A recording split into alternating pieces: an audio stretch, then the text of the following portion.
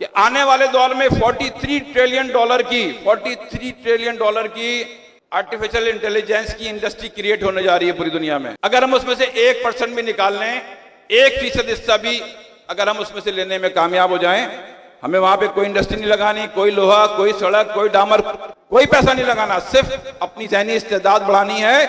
اگر ہم 1% بھی نکال لیں تو 430 بلین ڈالر بنتے ہیں.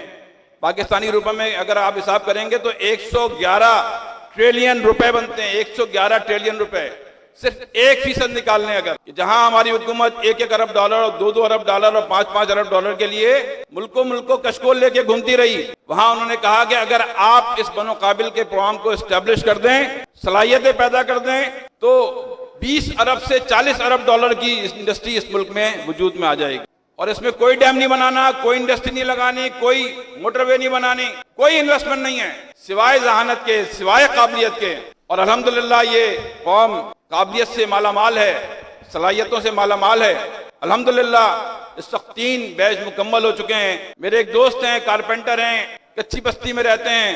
انہوں نے اپنی بیٹی کو یہ کورس کروایا اور وہ بیٹی اس وقت گھر میں بیٹھ کے 150-200 ڈالر مہینہ کما رہی ہے. ایک کچی آبادی میں رہنے والے لوگ جب یہ کام کر سکتے ہیں، آپ سوچئے بغیر کسی انویسٹمنٹ کے آپ نے پوری قوم کو کھڑا کر دیا ہے. اور الحمدللہ آج پورے پاکستان میں پروگرام پھیل چکا ہے.